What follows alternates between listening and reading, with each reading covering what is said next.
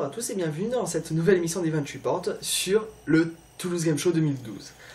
Donc, que dire de cette édition du Toulouse Game Show 2012? Au tout début, avant la convention, mais jusqu'au bout, j'avais toujours considéré cette future convention à l'époque comme un joyau, c'est ça, un vrai joyau, quelque chose d'unique et qui allait complètement poutrer la Japan Expo, parce que la Japan Expo, je n'y suis jamais allé, mais je n'ai que des mauvais retours, alors que le Toulouse Game Show, je n'ai que des bons retours, et pour y avoir participé plusieurs fois, en 2010-2011, aussi, c'était vraiment quelque chose de formidable. Le Toulouse Game Show, c'est une expérience en soi-même, il faut vraiment la vivre pour la comprendre. Quand je voyais tout ce que les organisateurs annonçaient au fil des semaines, moi je voyais ça avec de grands yeux, je me faisais oh putain ça va être bien. Mais résultat, j'ai pris le temps de réfléchir un petit peu. Le Toulouse Game Show 2012, c'est une bonne convention. Il faut pas mal me comprendre. C'est une bonne convention, mais elle casse pas des briques non plus. Je veux dire, comparé à ce à quoi personnellement je m'attendais et ce qui s'est retrouvé au final, on est à plusieurs parsecs. Faut pas se voiler la face. D'ailleurs, je ne suis pas le seul à penser ça. Beaucoup de gens ont été déçus par ce Toulouse Game Show. Moi, si j'ai été déçu, un petit peu, mais pas trop non plus. Parce qu'il faut tout prendre dans l'ensemble. Des gens se sont plaints que l'édition de cette année se déroule au parc des expositions de Toulouse et non plus à l'espace Diagora de Toulouse toujours, mais qui est un endroit complètement symbolique du Toulouse Game Show. Je suis pas sûr, mais je crois que le Toulouse Game Show a toujours eu lieu à l'espace Diagora et ça change d'une année sur l'autre. Beaucoup de gens n'ont pas apprécié ça, c'est vrai qu'il faut bien comprendre. Il y a eu plus de 4000 participants de plus entre 2011 et 2012. Vous vous rendez compte? 4000 participants de plus. Je me souviens, en 2010, on se marchait dessus. À la queue pour l'entrée, en ticket pré-vente, à la queue de l'entrée, j'ai fait, en gros, avec mes amis, presque 3 quarts d'heure de queue sous la neige et la flotte. Je peux vous dire que pour ça, ça donne pas très envie au début. Et à l'intérieur, on se marchait tous dessus, c'était vraiment un bordel. Donc l'année suivante, ils ont rajouté des tentes, ils ont rajouté de l'espace, toujours à Diagora. Et on se marchait toujours dessus. C'était vraiment très... Excusez-moi, oui, c'était vraiment très lourd. On se marchait les uns sur les autres, c'était vraiment insupportable. Et donc là, on nous propose un espace qui était beaucoup plus grand que Diagora. D'ailleurs, ça se sentait, de suite je le dis, on se marchait dessus, mais c'est pas vraiment par rapport à l'emplacement du TGS. C'est par rapport à autre chose, j'y reviendrai plus tard. Donc, je voudrais juste conclure justement sur si moi j'étais déçu que le TGS change d'emplacement. Non. Parce que quand je vois les conditions dans lesquelles on a été, je sais que c'est quelque chose de nécessaire, d'obligatoire. Rester à l'espace Diagora la Beige avec 4000 participants de plus, ça aurait été vraiment insupportable. Et je pense que ça aurait été un très gros échec. Et ça, c'est pas quelque chose que je veux pour le Toulouse Game Show. Le seul problème que j'ai avec ce changement, c'est juste qu'il n'y aura pas un restaurant dans lequel je vais depuis l'édition 2011. Il n'y est pas quoi, du coup, si c'est que ça, franchement, je m'en fous, je suis prêt à accepter ça. Si c'est pour avoir de l'espace en plus et qu'on puisse enfin marcher. Donc, pour cette émission, je ne vais pas vous faire un inventaire complet de la convention. J'en aurai pour plusieurs heures. Cette fois-ci, je vais me concentrer seulement que sur ce que j'ai vu, vécu. Comme ça vous prend une vidéo pas trop longue non plus. Et aussi, comme ça, je n'aurai pas à me focaliser sur des détails auxquels je n'ai pas assisté. Par exemple, je n'ai assisté à aucune conférence, du coup, je n'en parlerai pas. Juste, j'ai vu la conférence beaucoup plus tard de Fanta, Bob, Joueur du Grenier et Doug Walker. Je l'ai vue sur YouTube, elle est disponible. Je vous mettrai sûrement un lien dans la description de la vidéo. Comme ça, vous la verrez par vous-même. Et puis, c'est toujours divertissant à voir. Premières impressions sur le terrain. Alors, une fois arrivé au parc des Expos, j'étais avec mon meilleur ami sur place. Et le premier truc qui nous a choqués, tous les deux, c'est la file d'attente. On est arrivé, la file d'attente, elle faisait je ne sais trop combien de dizaines de mètres. C'était franchement un truc. D'ailleurs, je vous mets les images en ce moment même. Voilà, vous remarquez par vous-même, c'est vraiment quelque chose de flippant, quoi. Donc, on s'est dit au tout début, non, c'est pas possible, c'est pas ça, c'est pas notre queue des préventes. Du coup, on est allé se renseigner. Et bah si, c'était la queue des préventes. Franchement, j'ai halluciné, quoi. Je me suis dit, putain, mais on va en avoir pour combien de temps? Vous voulez que je vous dise pour combien de temps on en a eu? Même pas 40 minutes. Et encore, la file d'attente était à l'extérieur et à l'intérieur. C'est franchement allé très rapide. C'est que du bon, quoi. Je veux dire, une file d'attente qui est aussi rapide que ça, j'achète tout de suite. Franchement, aucun problème. Donc du coup, au bout de 40 minutes, on a pu rentrer à l'intérieur. D'ailleurs, je vous propose de revivre ce moment tous ensemble.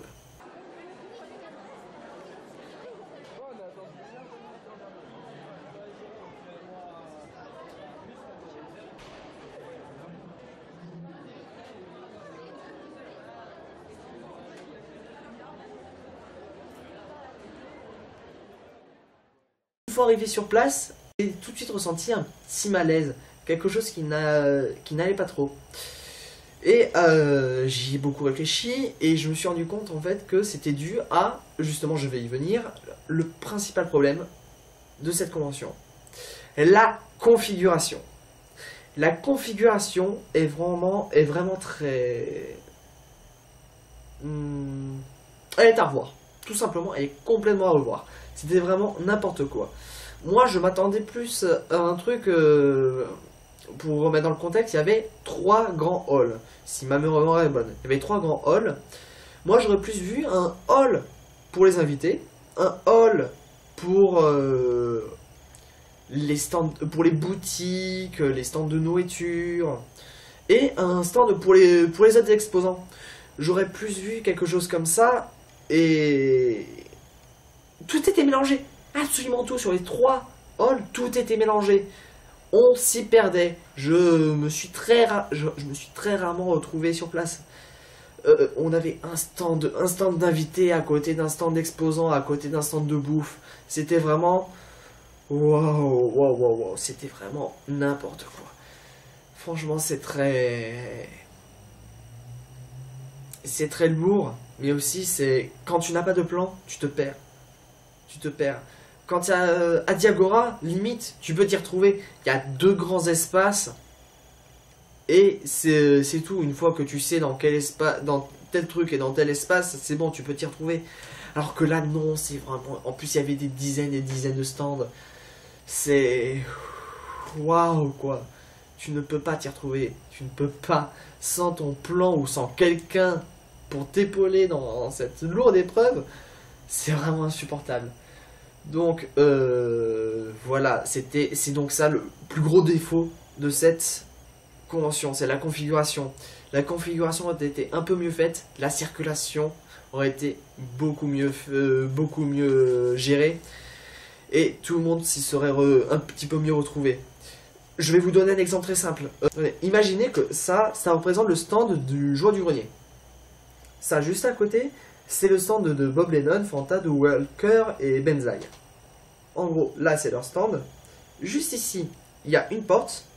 Et tout là, c'est un tout petit couloir. Vraiment un tout petit couloir. Et juste à côté, t'as un truc d'exposant. Et dans les heures d'influence, vous savez à quel point le joueur du grenier est adoré par les fans. Et le Fanta, Bob aussi, quoi. Surtout Fanta. Fanta, il vient très rarement en France. Il est venu pour les Geek Ferries en juin. Il est venu pour la Minecon. Et il est resté spécialement pour TGS. Autant vous dire que les fans, ils allaient pas le rater, quoi. Même moi, j'ai voulu le voir. J'ai pas pu, quoi. J'ai dû me contenter du maximum que je pouvais. Et j'ai pu faire très rarement les choses que j'ai voulu au Tools Game Show. Donc, En gros, cet endroit, pendant les heures d'influence, c'est-à-dire début d'après-midi, en gros, pour toute l'après-midi, en fait, il fallait éviter cet endroit. Totalement l'éviter. C'est impossible de s'y retrouver ou de pouvoir marcher. Du coup, moi, j'arrivais sur place, je voyais la foule, demi-tour et je trouve un autre moyen. C'est aussi simple que ça. Et en gros, eux, ils avaient un petit espace, alors que les noobs, ils avaient tout un carré en fait. Ils avaient tout un carré où en gros il y avait le centre des noobs ici et le centre de 360 minutes pour se vivre, les missions solo de Sparadra. Et juste autour il y avait un grand couloir où en fait il y avait la file d'attente qui faisait tout le tour. D'ailleurs c'était très drôle, ça, quand j'ai vu ça j'ai bien ri. Et juste autour il y avait les autres stands, les autres web-séries. Et tout le monde y pouvait marcher, c'était beaucoup mieux fait ici. Du coup, oui, donc, je vais pas m'étaler dessus longtemps. La configuration était à revoir, et c'est juste ça, pour moi, le plus gros défaut de cette convention. Le monde, on peut pas empêcher les gens d'y venir, c'est n'importe quoi, on peut pas empêcher les gens de venir.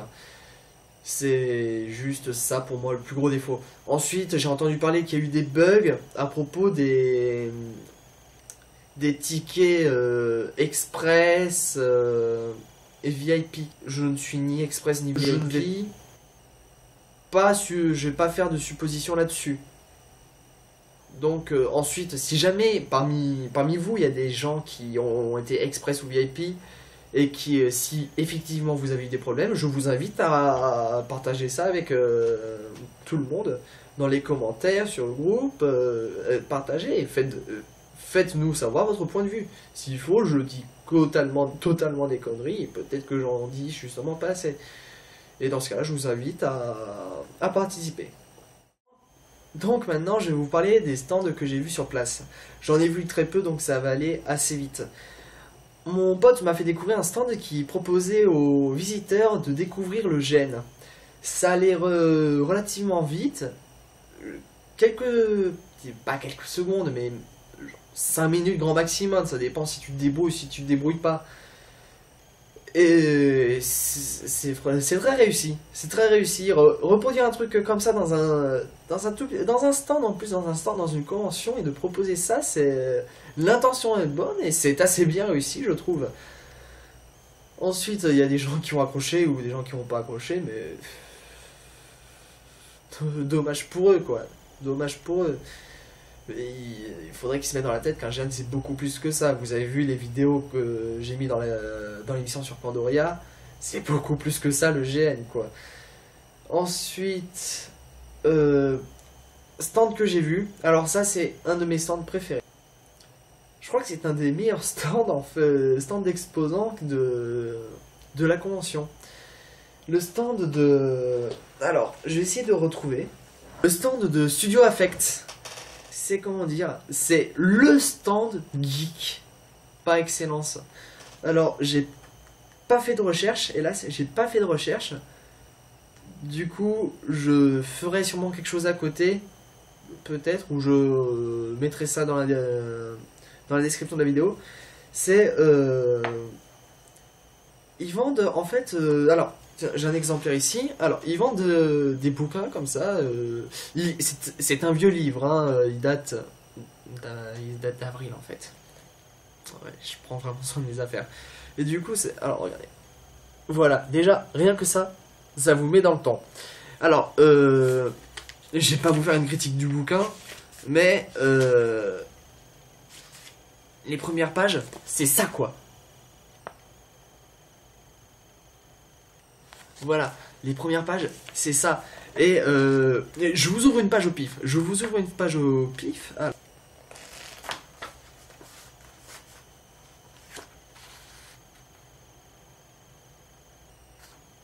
Voilà, tu tombes sur du joueur du grenier. Ce bouquin cite Bob Lennon. Ce bouquin fait... Voilà. Et voilà, c'est des gens qui font ça. Et petit aparté, au TGS Wanami d'Avril, leur stand était juste à côté de l'entrée. Et il passait en boucle en fait des mêmes vidéos. Genre la vidéo V6 Sparta Remix, Rickroll, des trucs comme ça. Il proposait aux gens un petit quiz pour tester leur connaissance en même. Et ils vendent aussi, alors j'ai essayé de les retrouver. Voilà, j'en ai trouvé un. Voilà, ils vendent aussi des badges. Vous avez vu des photos de Bob Lennon avec sa veste rouge? Juste au cas où vous ne l'auriez pas vu, je vais vous mettre une photo. Voilà, il y en a plein. En fait, ce sont les noirs. En fait, voilà, c'est des trucs comme ça avec des références geeks. J'en ai un, c'est Fusroda, The Cake is a Lie. C'est lequel autre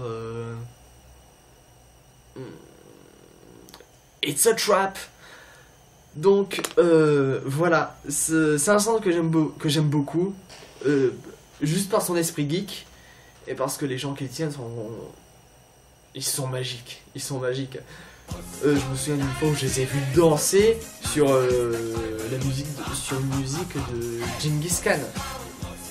Si vous connaissez pas, je la mets en fond sonore là où je vous passe un extrait vidéo. Rien que ça vaut le coup d'œil quoi. Rien que pour les voir, ça vaut le coup d'œil. Et d'ailleurs, je vous conseille déjà ce bouquin. Déjà, 8 euros. 8 euros, je veux 8 euros pour tout ce qu'il propose et il se lit très rapidement. Mais il en vaut chaque centime. Il en vaut chaque centime. Il me faut d'ailleurs, il faut que je me procure les 2 autres bouquins. Et je vous conseille cette lecture, c'est très instructif. Et oui, c'est très instructif, j'ai appris des trucs grâce à ce bouquin, j'ai appris des trucs. Donc, allez-y, jetez-vous dessus, ça se mange, quoi. T'en manges tous les matins, tellement c'est bon. Voilà à propos des stands. Maintenant, passons à une partie un petit peu plus, comment dire, délicieuse. Justement, ce qui a été aussi un petit peu reproché au changement d'Agora à la Beige, j'y reviens justement pour faire la transition. Ce qui a été reproché, c'est que justement, moi j'avais parlé du restaurant tout à l'heure. L'espace d'Agora à la Beige, il y a plein de restaurants à côté. Par exemple, le restaurant dont j'ai parlé, l'année dernière, j'ai pu voir des gens de Noob, des gens de la Florence Compagnie, le joueur du grenier, manger tous ensemble dans ce restaurant. L'espace d'Agora à la Beige était super bien situé au niveau de la restauration. Alors que là, il y avait plus grand chose, on était à côté du stadium de Toulouse, mais je sais pas si, perso, j'habite pas à Toulouse et je sais pas s'il y a des trucs à côté. Limite, il doit y avoir des super et des trucs portables, mais c'est simplement lors d'un match, quoi. Il n'y avait pas de match. Non, il y avait juste le salon érotique. Non, vous verrez pas le pervers arriver. Il y avait justement, pour rattraper un petit peu ça, il y avait des stands de nourriture et beaucoup plus. Parce que, des problèmes des éditions précédentes du Toulouse Game Show, c'est que au niveau de la nourriture, tu avais soit des sandwichs, soit une cup de nouilles, mais c'est des nouilles. T'as foutu des nouilles lyophilisées dans un carton, t'as rajouté de l'eau dessus et tu manges avec des baguettes, c'est tout. Alors que là, il y avait des vrais stands avec de la vraie bouffe nippone. D'ailleurs, c'était justement l'occasion, pour moi, de goûter pour la première fois à 2 spécialités japonaises. Alors, les takoyaki.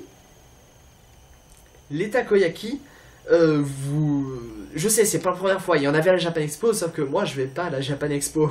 Je suis pauvre.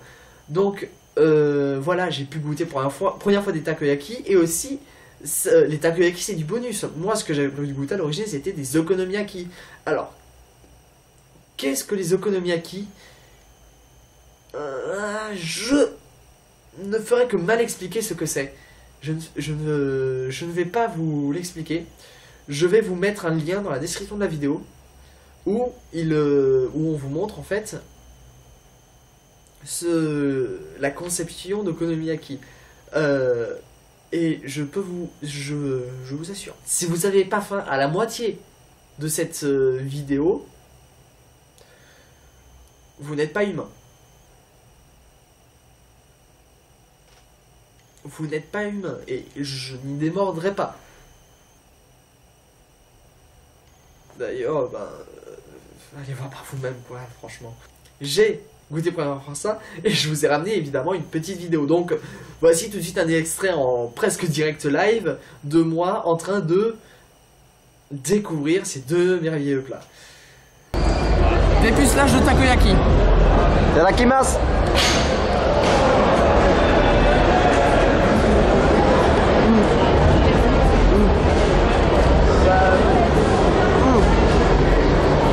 Oh mon dieu.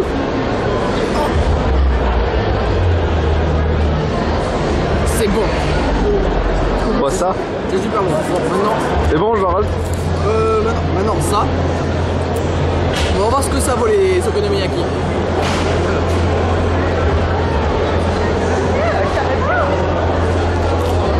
Itadakimasu.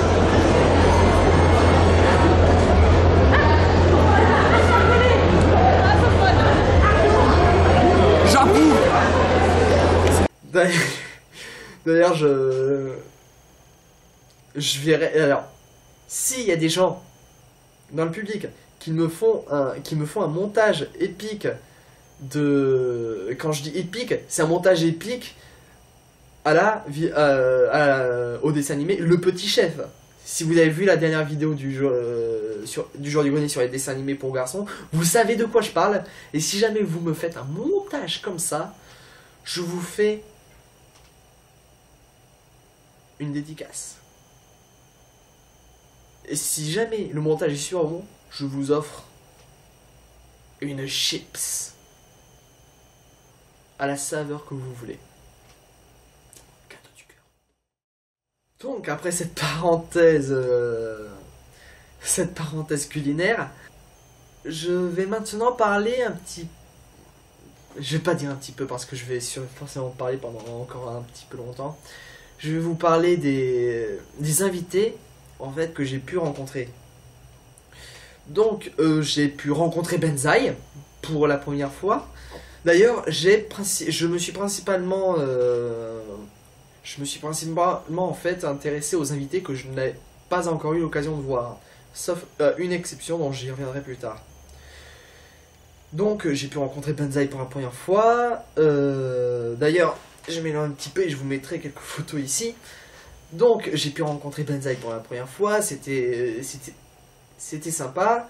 J'ai pu rencontrer cet alchimiste qui a fait les Chevaliers du Zodiaque, la série abrégée. D'ailleurs il faudra vraiment que je parle des séries abrégées parce que c'est un truc de trop méconnu encore. Donc je m'étale pas plus. Donc cet alchimiste des Chevaliers du Zodiaque, la série abrégée, qui a été invité pour la première fois au Toulouse Game Show et qui a montré en exclusivité l'épisode 12 des Chevaliers du Zodiaque, la série abrégée. J'ai pas pu voir la première diffusion en avant-première, mais plus tard dans le salon j'ai vu la vidéo qui tournait en fait. Elle tournait sur son stand et j'ai vu la vidéo et oh, des barres de rire. D'ailleurs, je lui en ai parlé justement. Un de mes buts dans la vie, c'est de reproduire en fait toutes les voix des personnages dans la série des Chevaliers du Zodiaque, la série abrégée. Exemple tout con, je suis Aldebaran, chevalier d'or du taureau, et c'est moi qui dis qui rentre et qui rentre pas. Voilà, cette imitation est peut-être pourrie, mais c'est une des meilleures que je fais. Je vous ferai pas les autres, je vais vous épargner ça, mais c'est quand même c'est un de mes buts dans la vie et voilà quoi, j'ai encore du chemin. Donc c'était alchimiste. Ensuite, la petite exception, je garde le meilleur pour la fin, mais la petite exception, j'ai réussi à avoir une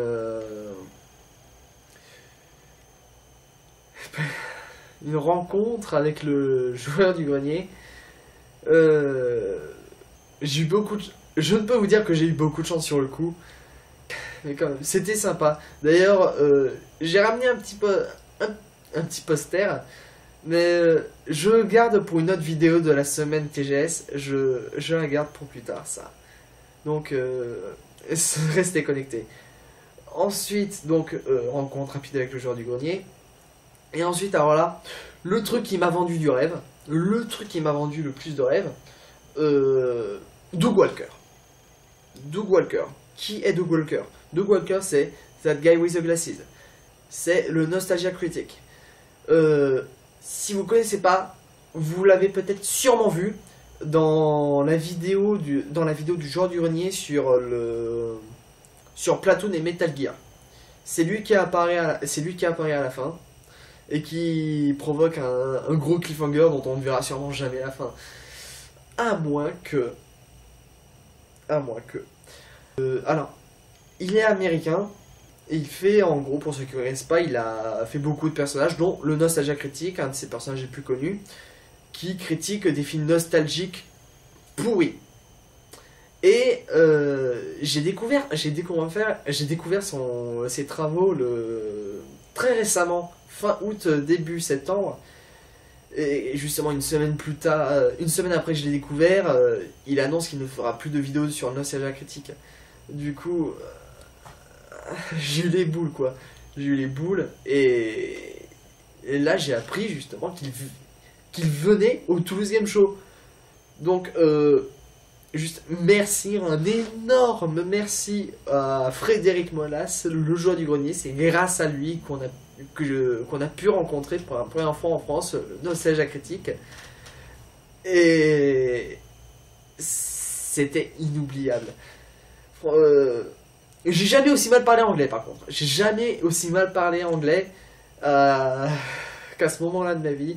Mais on a quand même pu se comprendre. Et cette rencontre, ça restera quand même gravé pour moi comme un de mes meilleurs souvenirs. D'ailleurs, à chaque fois que j'en parle, mais d'ailleurs, vous voyez sûrement, je suis complètement... mais quand même, quoi.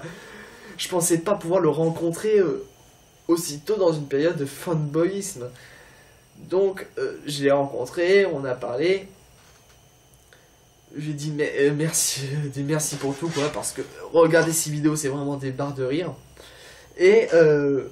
pour ceux qui connaissent un petit peu plus le Nostalgia Critic, vous savez sûrement, vous avez vu sa critique de Batman et Robin. Et en fait, j'ai vu que dans des vidéos de conventions américaines, que le Nostalgia Critic, à chaque fois qu'il entend les mots Bad Credit Card, il se met à poursuivre le pauvre malheureux qui a dit ça et le tabasse à mort. Et un de mes défis perso, je sais que je vous avais demandé de me lancer des défis, mais ça c'était un défi perso que je voulais me lancer à moi-même. D'ailleurs, petite parenthèse par rapport au défi, pas pour tout de suite, vous verrez plus tard. Je vous tease, mais c'est de mon cœur. Donc du coup, c'était mon petit défi perso, lui sortir Bad Credit Card. Et me faire accessoirement démonter la gueule, mais je l'ai bien cherché. J'ai sorti Bad Credit Card juste au moment de partir, je me suis fait tabasser la gueule, et... meilleur souvenir quoi, meilleur souvenir. Donc voilà, rencontre avec le Nostalgia Critic, magique. J'espère pouvoir le re-rencontrer encore, ou peut-être même, pourquoi pas qu'il puisse venir en France avec toute l'équipe de Channel Awesome.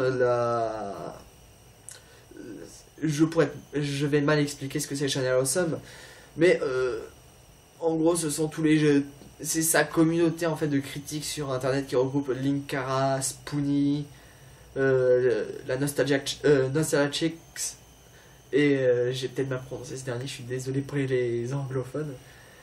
Et je les verrais bien venir en France. Ce serait sympa. Donc, voilà pour les invités. Oui, je sais, c'est très peu, mais en même temps, il y a eu tellement de monde, il y a tellement de trucs à faire, tellement de trucs à voir. C'était pas possible de tout faire. Donc, du coup, c'est tout pour les invités. Donc, après m'être extasié un petit peu sur les invités, avant de conclure cette émission, j'aimerais passer quelques grosses dédicaces. Alors je voudrais passer une grosse dédicace déjà à toutes les personnes que je connais et qui n'ont pas pu aller au Toulouse Game Show pour quelques raisons. Donc je voudrais déjà leur passer une grosse dédicace, leur dire que j'ai beaucoup pensé à eux pendant ce week-end et que j'aurais vraiment souhaité qu'ils soient là, qu'ils soient présents avec moi et qu'ils puissent profiter de la convention. Parce que même si ça a été un gros bordel, ça reste quand même un bordel très agréable par certains moments. Du coup, je les embrasse. Je les embrasse et je souhaite de pouvoir faire bientôt une convention avec eux une prochaine fois. Donc ça, c'était ma première dédicace. Et ensuite, alors, grosse dédicace. Alors, au gros fou de... Alors, ils se reconnaîtront, le groupe Facebook de The Free Hug Party. Alors, pourquoi faire une dédicace à eux? C'est parce que au Tools Game Show, des fois, il faut se mêler à la foule et il faut se lâcher. Il faut savoir se lâcher complètement. Et moi, je suis vraiment très timide. Vous me voyez cafouiller un petit peu dans la vidéo. Justement, là, je viens de le faire. C'est parce que je suis pas vraiment habitué à parler devant une caméra. Voilà, je me mêle à la foule comme ça. Un gros point fort du Tools Game Show, c'est justement sa communauté de free huggers. Alors, je vais pas vous rabâcher ce qu'est un free hugger. Donc, ils ont une très bonne communauté de free huggers. C'est toujours un délice d'aller les voir, prendre le panneau et câlin. Et voilà, et ensuite à 30 personnes qui te sautent dessus. Et donc pourquoi une dédicace à eux en particulier? C'est parce que à un moment donné, j'ai vu des gens qui se faisaient des câlins. Donc moi, ce que j'ai sorti de mon sac mon petit panneau free hug que je porte à toutes mes conventions. Donc je sors mon panneau free hug, je vais les voir. Câlin. Et là, ouais, câlin général, c'est génial. Ensuite, il y a de plus en plus de gens qui se ramènent. Et allez, câlin, plein de câlins partout. C'est vraiment l'apocalypse. Et là, ensuite, je sais pas ce qui nous est passé par la tête. On s'est mis à faire des câlins à tout le monde. Et ensuite, on a circulé dans toute la convention. Déjà, oui, j'y étais. Pour ceux qui verront la vidéo qui était au TGS et qui se souviennent de ça, d'ailleurs, vous pouvez témoigner de à quel point on a foutu le bordel, quoi. Genre, on s'est mis à faire plusieurs fois autour de la convention, à faire câlin tout le monde, la chenille, et des câlins, et des câlins, et des câlins. Bref, c'était vraiment... j'ai fini mon week-end là-dessus, j'ai traîné avec le groupe. Et...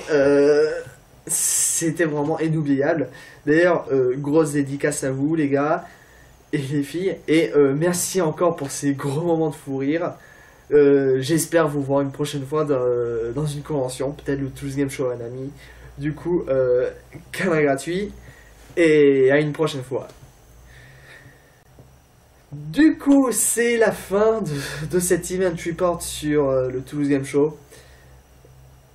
J'espère que j'ai pas été trop long. Je m'excuse du manque d'image en fait, parce que c'était tellement de bordel, il y avait tellement de monde que j'ai pas pu faire de bonnes images qui me satisfassent vraiment au niveau visuel. Tout ce que vous auriez vu, ce serait juste une foule, ça aurait été vraiment désagréable à l'œil. Donc j'ai voulu vous épargner ça. Mais sauf que vous tapez ma tronche du coup, donc je suis doublement désolé. Event Report, c'est fini pour cette fois. Je ne sais pas quand sera le prochain. J'ai peut-être une idée là-dessus. Donc, je vous tiendrai au courant, ou peut-être que vous aurez la surprise, on ne sait jamais. J'adore vous faire des surprises. Écoutez Live Origins, allez sur le site, foutez le livre d'or, rejoignez le groupe Facebook. Écoutez les émissions, partagez, faites tourner, éclatez-vous. Joyeux Noël! It's the end of the world as we know it. It's the end of the world.